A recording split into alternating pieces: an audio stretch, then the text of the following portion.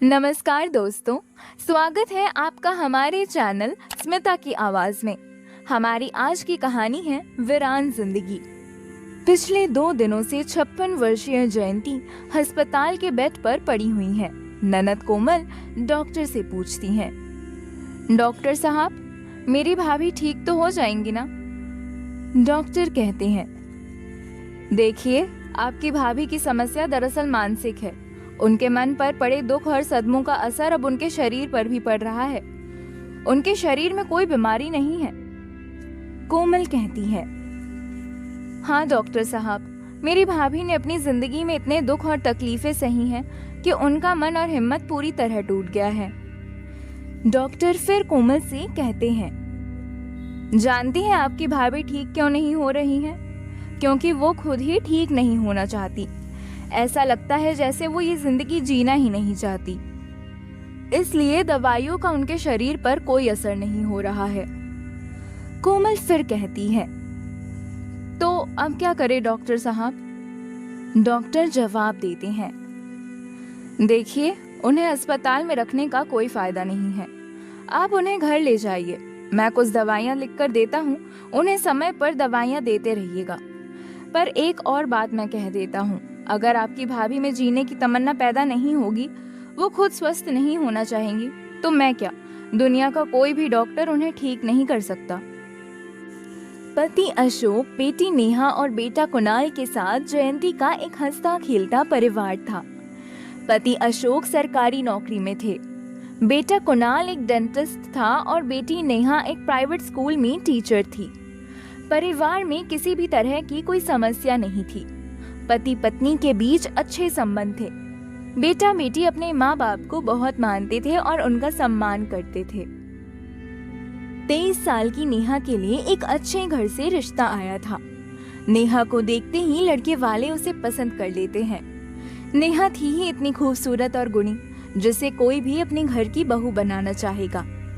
जयंती मुस्कुरा कर नेहा से कहती है, नेहा बेटी, लड़के वालों ने तो तुम्हें देखते ही पसंद कर लिया। वो लोग तो उसी दिन शादी पक्का कर लेना चाहते थे, लेकिन हमने उनसे 2 दिन का समय मांगा है। अब तुम बताओ, तुम्हें वो लड़का पसंद है? क्या तुम इस शादी के लिए राजी हो? नेहा तुरंत जवाब देती है, माँ, आपको और पिताजी को अगर वो लड़का पसंद है तो मुझे शादी से कोई आपत्ति नहीं है। आप लोग मेरी शादी किसी अच्छे घर में ही कराएंगे। जयंती फिर नेहा से कहती है, वो तो ठीक है नेहा, पर तुम्हें भी लड़का पसंद आना चाहिए।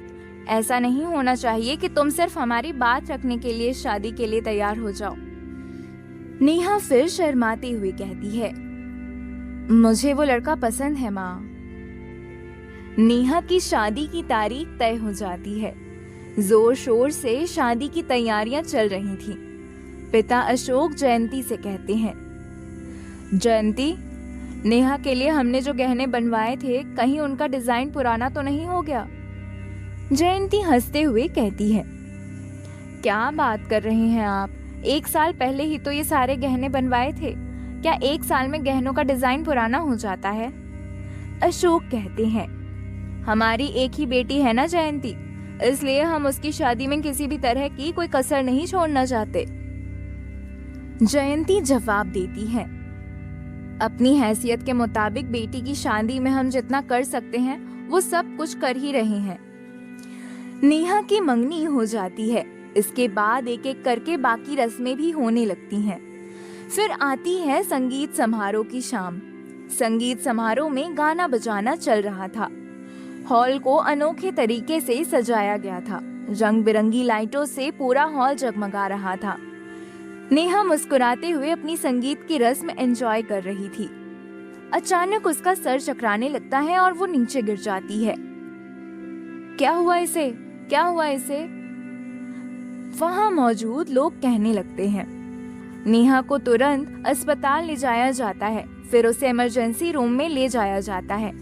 थोड़ी देर बाद डॉक्टर इमरजेंसी रूम से बाहर निकलकर नेहा के पिता से कहते हैं, आई एम सॉरी, हम आपकी बेटी को बचा नहीं पाए। उसे हार्ट अटैक आया था। ये सुनकर पिता अशोक को ऐसा महसूस होता है जैसे उनके सर पर आसमान से बिजली गिर पड़ी हो। उनके मुंह से बस यही शब्द निकलते हैं, हार्ट अटैक। सामने खड़ा भाई कुणाल चौंक कर कहता है, मेरी बहन की हार्ट अटैक से मौत हो गई, लेकिन मेरी बहन तो पूरी तरह स्वस्थ थी, उसे कोई बीमारी नहीं थी। डॉक्टर नेहा के भाई कुणाल से कहते हैं, कभी कभी अच्छे भले इंसान को भी हार्ट अटैक आ जाता है।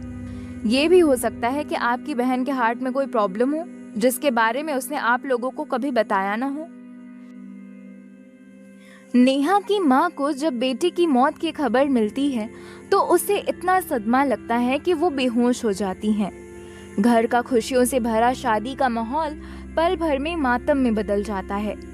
एक दिन बाद जहां माँ को नम आंखों से अपनी बेटी को ससुराल भेजना था, आज वही माँ रोते हुए अपनी बेटी को शमशान विदा कर रही है। ये दृश्य कितना दर्दनाक है, ये सिर्फ उस बेटी की माँ और उसका परिवार ही महसूस कर सकता है। नेहा की मौत से माँ जयंती, पिता अशोक और भाई कुणाल को बहुत बड़ा धक्का लगा। पिता और भाई ने फिर भी खुद को संभाल लिया, पर जयंती सदमे से बाहर नहीं निकल पा रही थी। जयंती ने खाना पीना छोड़ दिया था।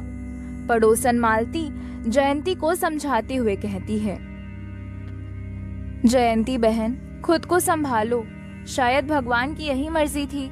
तुम अगर इस तरह टूट जाओगी तो तुम्हारे बेटे और पति का क्या होगा। 3 हफ्ते हो गए हैं नेहा के चले जाने के। जयंती अब धीरे धीरे बेटी की मौत के सदमे से बाहर आ रही है।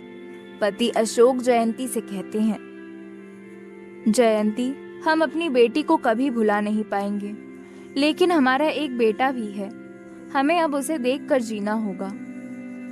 आंखों में आंसू लिए जयंती कहती है, क्यों छोड़कर चली गई हमारी बेटी? क्या ही उम्र थी उसकी, अभी तो उसकी जिंदगी शुरू हुई थी। बेटा कुणाल माँ को दिलासा देते हुए कहता है, माँ, हमारी जिंदगी पर कहाँ हमारा बस चलता है, कब क्या हो जाए ये कोई नहीं कह सकता।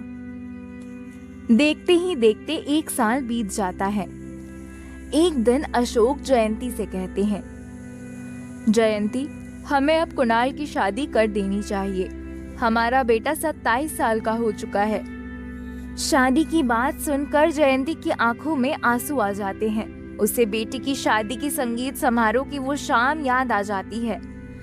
नाच गाना हो रहा था, हंसी खुशी का माहौल था। फिर अचानक उसकी बेटी नेहा। वास्तविकता की दुनिया में लौटकर जयंती नम आंखों से पति से कहती है, हाँ, अब हमें कुणाल के लिए लड़की ढूंढना शुरू कर देनी चाहिए। अशोक और जयंती फिर बेटे कुणाल के लिए लड़की देखना शुरू कर देते हैं। सब कुछ अच्छे से चल रहा था। अचानक परिवार में एक ऐसी घटना घटती है जो बेटी की मौत के सदमे से बाहर आई जयंती के दिल को फिर से तोड़ कर रख देती है। किसी बीमारी के चलते पति अशोक की अचानक से मौत हो जाती है। परिवार पर एक और दुखों का पहाड़ टूट पड़ता है। बेटी की मौत के दुख से बाहर निकलने के लिए जयंती के साथ उसका पति था, लेकिन पति के बिछड़ने के गम से उभरने के लिए उसके पास कोई नहीं था। जयंती अपने पति के गम में इतनी डूबी हुई थी कि वो सारा दिन अपने पति की तस्वीर के सामने ही बैठी रहती थी। वो ठीक से खाना पीना भी नहीं खाती थी, घर से भी बाहर नहीं निकलती थी, किसी से ज्यादा बातचीत भी नहीं करती थी। कुणाल को माँ की ये हालत देखी नहीं जा रही थी। वो माँ से कहता है, माँ, इस तरह अगर आप जिंदगी से मुंह मोड़ लेंगी तो कैसे चलेगा? बहन और पिताजी तो अब नहीं रहे, आप भी अगर गम के अंधेरे में डूबी रहेंगी तो मैं कैसे जी पाऊंगा? अब आपके अलावा मेरा है ही कौन? बेटी की ये बात सुनकर जयंती जैसे होश में आती है। बेटी और पति के गम में उसने अपने बेटे को ही भुला दिया था। उसकी आंखों से आंसू बहने लगते हैं। वो फिर कुणाल से कहती है, मेरा भी तुम्हारे अलावा अब है ही कौन बेटा? कुणाल की आंखों में भी आंसू आ जाते हैं। वो कहता है, माँ, अब हम एक दूसरे का सहारा हैं। जयंती अब खुद को संभाल चुकी थी। माँ और बेटे का परिवार फिर से जीवन की धारा में बहने लगा। पति के मृत्यु के 13 महीने बाद जयंती अपने बेटे कुणाल की शादी रंजीता नाम की एक लड़की से करा देती है। घर में बहू आ जाती है, घर की खुशियां फिर से लौट आती हैं। जयंती अपनी बहू रंजिता को उतना ही प्यार करती है जितना वो अपनी बेटी नेहा से करती थी। बेटे और बहू के साथ जयंती की जिंदगी अच्छे से बीत रही थी। घर में खुशियां थी और उसके मन में शांति थी। अपनी बेटी नेहा की शादी के लिए बनवाए गए गहने और खरीदी गई साड़ियां जयंती अपनी बहू रंजिता को दे देती है। गहने और कपड़े पाकर रंजिता बहुत खुश हो जाती है। वो अपनी सास से कहती है, मां जी, ये गहने और कपड़े तो आपकी बेटी की यादें हैं। आपको इन्हें संभाल कर रखना चाहिए था, पर आपने ये मुझे दे दिए। आंखों में आंसू लिए जयंती जवाब देती है, मेरी बेटी तो रही नहीं, तो उसकी चीजों को संभाल कर रखकर क्या करूंगी। तुम लोग भी तो मेरे अपने हो, तुम भी मेरी बेटी जैसी हो। घर में इन चीजों का यूं ही पड़े रहने से ज्यादा अच्छा है कि तुम इनका इस्तेमाल करो। रंजिता अपनी सास का बहुत ख्याल रखती थी। कुणाल और रंजिता की शादी को 1 साल बीत चुका था। उधर रंजिता के बर्ताव में भी अब परिवर्तन होने लगा था। पहले जिस सास में रंजिता को माँ का प्यार मिलता था, अब वही प्यार उसे बर्दाश्त नहीं हो रहा था। कुणाल का डेंटल क्लिनिक बहुत अच्छे से चल रहा था। एक दिन वो अपनी क्लिनिक जाने के लिए तैयार हो रहा था, तभी रंजिता कुणाल से कहती है, तुम्हारी क्लिनिक के सामने जो फ्लैट खाली पड़ा हुआ है, हम उसे किराए पर ले लेते हैं और वहां शिफ्ट हो जाते हैं। कुणाल हैरान होकर कहता है, हम उस फ्लैट में जाकर क्यों रहें? हमारा तो अपना खुद का घर है। रंजिता फिर थोड़ा नर्म स्वर में कहती है, तुम समझ नहीं रहे हो। मैं हमारी यानी मेरी और तुम्हारी उस फ्लैट में जाकर रहने की बात कर रही हूँ। ये सुनकर कुणाल चौंक जाता है और कहता है, मैं माँ से अलग हो जाऊं? माँ को छोड़कर मैं तुम्हारे साथ उस फ्लैट में जाकर रहूं? ये कैसी बातें कर रही हो रंजिता? रंजिता थोड़ा नाराज होकर कहती है, कब तक अपनी माँ के पल्लू से बंधे रहोगे? कभी तो अपनी बीवी के बारे में सोचो, अपने आने वाली जिंदगी के बारे में सोचो। कुणाल फिर गुस्से में कहता है, माँ तुम्हें कितना प्यार करती हैं, तुम्हारा कितना ख्याल रखती हैं, और तुम उन्हीं को छोड़कर चले जाने की बात कर रही हो। ऐसी सास तुम्हें कहाँ मिलेगी? नहीं चाहिए मुझे ऐसी सास और उनका प्यार। मुझे अपनी जिंदगी अपने तरीके से जीना है, जहाँ मेरा पति और मेरे बच्चे हों और कोई नहीं। रंजिता तेज आवाज में कहती है। कुणाल फिर कहता है, रंजिता, मैंने तुमसे कभी ये उम्मीद नहीं की थी, लेकिन तुम ये बात कान खोल कर सुन लो, मैं अपनी माँ को छोड़कर कहीं नहीं जाऊंगा। ये कहकर कुणाल अपनी क्लिनिक के लिए निकल पड़ता है। अलग गृहस्थी बसाने की बात को लेकर कुणाल और रंजिता के बीच एक ठंडी लड़ाई शुरू हो गई थी, जिसकी भनक जयंती को नहीं मिली थी। रंजिता क्लिनिक के पास वाले फ्लैट में जाकर रहने की बात को लेकर कुणाल पर प्रेशर डालती रहती थी, पर कुणाल नहीं मानता था। पति का गुस्सा रंजिता अब अपनी सास पर उतारने लगी। वो अपनी सास के साथ बहुत बुरा व्यवहार करने लगी। जयंती बहू का ये बदला हुआ रूप देखकर हैरान हो जाती है, पर वो कुछ नहीं कहती थी। बहू की खरी खोटी बातें वो नजरअंदाज कर देती थी। बेटे और बहू के अलावा उसका अपना कोई नहीं था, इसलिए बहू को कुछ बोलकर जयंती घर में अशांति नहीं चाहती थी। एक दिन जयंती अपनी बहू रंजिता से कहती है, बहू, अब इस घर में बच्चों की किलकारियां गूंजनी चाहिए। तुम लोगों को अब अपना परिवार बढ़ाना चाहिए। रंजिता गुस्से में सास को जवाब देती है, हमारा परिवार तो आपकी वजह से नहीं बढ़ रहा है मां जी। मेरी वजह से? जयंती चौंक कर कहती है, हाँ, आपकी वजह से। अब मुझे इस घर में नहीं रहना, मुझे अपनी अलग गृहस्थी बसानी है। इसलिए मैंने आपके बेटे से एक फ्लैट किराए पर लेने के लिए कहा था, पर वो आपको छोड़कर कहीं और रहना ही नहीं चाहता। रंजिता थोड़ा तेज आवाज में सास को जवाब देती है। ये सुनकर जयंती का दिल रोने लगता है। उसे एक बार फिर बहुत बड़ा धक्का लगता है। उसकी आंखों से आंसू बहने लगते हैं। उसके मुंह से कोई शब्द नहीं निकलता। वो चुपचाप अपने कमरे में चली जाती है। घर का हंसी खुशी का माहौल खामोशी में बदल जाता है। सास बहू में कोई बातचीत नहीं होती थी। कुणाल और रंजिता के रिश्ते में भी दरार पड़ने लगी। धीरे धीरे कुणाल में भी बदलाव आने लगा। उसका मन माँ की ममता के आंचल से दूर होता गया और वो पत्नी के प्यार की ओर झुकने लगा। अब कुणाल को लगने लगा था कि एक साथ रहकर भी कोई खुश नहीं है। माँ के साथ रहते हुए भी वो उनसे इतना दूर हो गया है। माँ भी खुश नहीं है और वो भी खुश नहीं है। दूसरी ओर रंजिता के साथ उसका रिश्ता दिन ब दिन खराब होता जा रहा है, क्योंकि रंजिता अब किसी भी सूरत में अपनी सास के साथ इस घर में नहीं रहना चाहती। फिर कुणाल एक ऐसा फैसला करता है जो जयंती के सिर्फ दिल को नहीं बल्कि उसकी आत्मा को भी झकझोर कर रख देता है। कुणाल माँ से कहता है, माँ, हम साथ रहकर भी खुश नहीं हैं। रिश्तों में कितनी दूरियां आ गई हैं। रंजिता भी अब इस घर में नहीं रहना चाहती। मैंने उससे शादी की है, मैं उसे छोड़ नहीं सकता। इसलिए मैं उसे लेकर ऑफिस के पास वाले फ्लैट में शिफ्ट हो रहा हूँ। इसी में हम सबकी भलाई है। लेकिन आप चिंता मत कीजिए।